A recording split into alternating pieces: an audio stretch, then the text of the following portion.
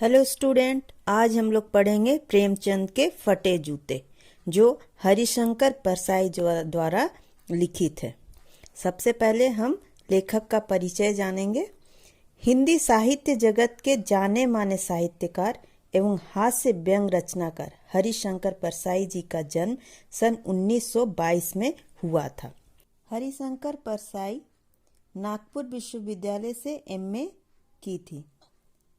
उसके बाद उन्होंने कुछ दिन अध्यापन का कार्य भी किए और सन 1947 ईस्वी से वे स्वतंत्र लेखन के क्षेत्र में आ गए। इनकी मृत्यु सन 1995 में हुई। हिंदी व्यंग लेखकों में उनका नाम अग्रणीय है। उनकी कृतियां हैं, जैसे बहुत से वो उपन्यास लिखे हैं, कहानी लिखे हैं, निबंध लिखे हैं। वे सब हैं रानी नखफनी की कहानी, तट की खोज, तब की बात और थी, भूत के पांव पीछे, बेईमानी की परत, पगडंडियों का जमाना, सदाचार का ताबीज, शिकायत तुझे भी है और वैष्णो की फिसलन। ये सभी इनकी कहानी, उपन्यास और निबंध संग्रह हैं। इनकी भाषा शैली, ये अपने कहानी और में जो लेखन प्रस्तुत किए वो आम बोलचाल है। तो चलिए शुरू करते हैं प्रेमचंद के फटे जूते। इस निबंध में परसाई जी ने प्रेमचंद के व्यक्तित्व की सादगी के साथ साथ एक रचनाकार की अंतर्भेदी सामाजिक दृष्टि का विवेचन किया है। इसमें वो जो मनुष्य की मानसिक दुर्बलता है उसके बारे में बताया है, उनकी खिल्ली उड़ाई है और सादा जीवन और उच्च विचार रखने वाले लोगों की उपेक्षा करते हैं।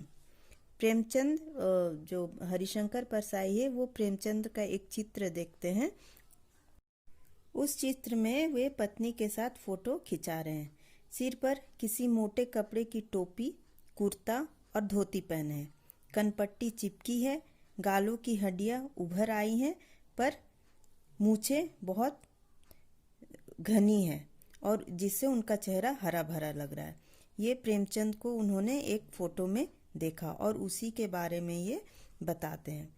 पाँव में कैनवस के जूते हैं, जिनके बंद, जो बांधने वाली रस्सी होती है, वो बेतरबी से बंधे हुए हैं, लापरवाही से बंधे हुए हैं, क्योंकि उस जूते में जो बंध को जो घुसाने वाला ये छेद रहता है, जिसमें लोहे की साख लगी रहती है, परत लगी रहती, वो भी टूट चुका है, जिसे डालने में, बंध को डालने में परेशानी भी होती है। दाहिने पांव का जूता ठीक है, मगर बाएं जूते में बड़ा छेद हो गया है, जिसमें से उंगली बाहर निकल आई है। यहाँ पे परसाई जी बोलते हैं, मेरी दृष्टि उस जूते पर अटक गई। सोचता हूँ फोटो खिंचाने के कि अगर यह पोशाक है तो पहनने की कैसी होगी।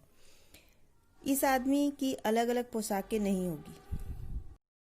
यहाँ परसाई जी कहते हैं कि ये जो फोटो खिंचाने के लिए लोग कितने अच्छी तरह तैयार होते हैं और किसी से उधार भी ले लेते हैं फोटो खिंचाने के लिए, क्योंकि फोटो तो हमेशा के लिए रह जाता है। लेकिन ये प्रेमचंद जो फोटो खिंचाए, इसमें क्या है, उनके जूते फटे हुए हैं जो कि पूरी तरह से दिखाई दे रहा है। तो ये परसाई जी कहते हैं, मैं उनके चेहरे की तरफ देखता हूँ, क्या तुम्हें मालूम है मेरे साहित्यिक पुरखे कि तुम्हारा जूता फट गया है और अंगुली बाहर दिख रही है? क्या तुम्हें इसका जरा भी एहसास नहीं है? जरा लज्जा, संकोच या झेप नहीं है? ये वो प्रेमचंद जी की फोटो को देखते हुए अपने मन में उनसे बातें कर रहे हैं। क्या तुम इतना भी नहीं जानते कि धोती को थोड़ी नीचे खींच लेने से उंगली ढक सकती, मगर फिर भी तुम्हारे चेहरे पर बड़ी बेपरवाही, बड़ा विश्वास है। परसाई जी यहाँ सोचते हैं, जब वो प्रेमचंद फोटो खिंचवाने गए होंगे तो उनकी पत्नी ने जोर दिया होगा फोटो खिंचाने के लिए, तब उन्होंने कहा ठीक है चलते हैं फोटो खिंचाने। और उन्होंने जैसा कपड़ा पहना था, जैसी पोशाक उन्होंने पहनी थी, उसी में बैठकर वो फोटो खिंचवाते हैं।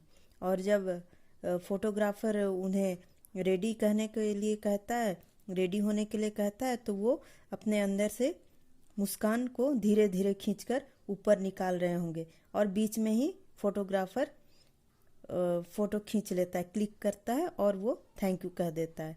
इसका अर्थ है कि वो पूरी तरह से हंस भी नहीं पाते और उनकी हंसी, जो उनकी मुस्कान है, वो कैसे लग रही है कि किसी के ऊपर वो व्यंग कर रहे हैं। परसाई जी कहते हैं, यह कैसा आदमी है जो खुद तो फटे जूते पहने फोटो खिंचा रहा है पर किसी पर हंस भी रहा है। फोटो ही खिंचाना था तो ठीक जूते पहन लेते या ना खिंचाते। फोटो ना खिंचाने से क्या बिगड़ता। शायद पत्नी आग्रह कर रही होगी और वो चल भाई कहकर बैठ गया और फोटो खिंचा लिए। मगर यह कितनी बड़ी ट्रेजेडी है कि आदमी के पास फोटो खिंचाने को भी जूता ना हो। मैं तुम्हारी यह फोटो देखते देखते तुम्हारे कलेश को अपने भीतर महसूस करके जैसे रो पड़ना चाहता हूँ, मगर तुम्हारी आंखों का यह तीखा दर्द भरा व्यंग मुझे एकदम रोक देता है।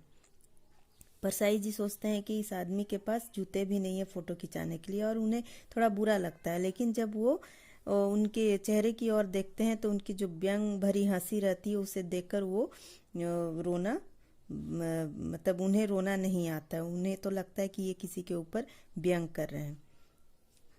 यहाँ परसाई जी कहते हैं कि अगर उन्हें फोटो खिंचाना ही था तो तुम किसी से जूते मांग लेते। यहाँ तो क्या होता है, कोर्ट लोग मांग कर ही कोर्ट से वर दिखाई कर देते हैं और मोटर से बारात भी निकाल देते हैं। तो आपने एक जूता भी किसी से मांगा नहीं। टोपी 8 आने में मिल जाती है और जूते उस जमाने में भी 5 रुपए से कम में क्या मिलते होंगे। जूता हमेशा टोपी से कीमती रहा है। अब तो जूते की कीमत और बढ़ गई है और एक जूते पर 2500 टोपियां न्यौछावर होती है। तुम भी जूते और टोपी के मूल्य के मारे हुए थे। यह विडंबना मुझे इतनी तीव्रता से पहले कभी नहीं चुभी जितनी आज चुभ रही है।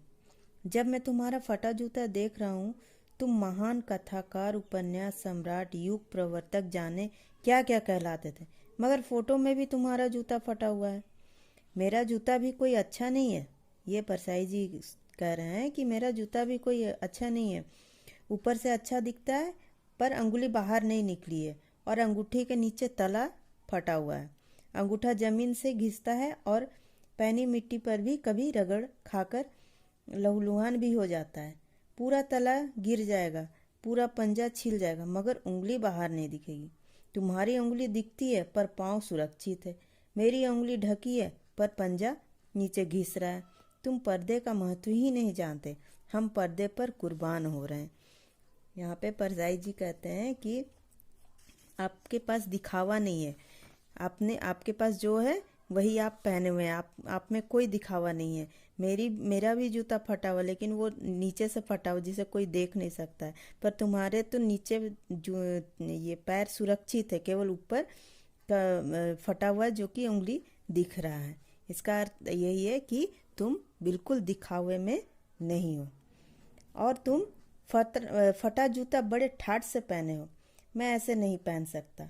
फोटो तो जिंदगी भर इस तरह नहीं खिंचाऊं, चाहे कोई जीवनी बिना फोटो के ही छाप दे। तुम्हारी, यहाँ परसाई जी प्रेमचंद जी से बातें कर रहे हैं, मन ही मन तुम्हारी यह व्यंग मुस्कान मेरे हौसले पस्त कर देती है। क्या मतलब है इसका? कौन सी मुस्कान है यह? ये जैसे वो मुस्कुरा रहे हैं, वो व्यंग भरा मुस्कान है। ऐसा लग रहा है जो प्रेमचंद जी जो अपने उपन्यास लिखे हैं उनसे, उनके जो कैरेक्टर हैं उससे लेकर परसाई जी बोल रहे हैं कि तुम जो ऐसे व्यंग कर रहे हो, ऐसा लग रहा है होरी का गोदान हो गया है।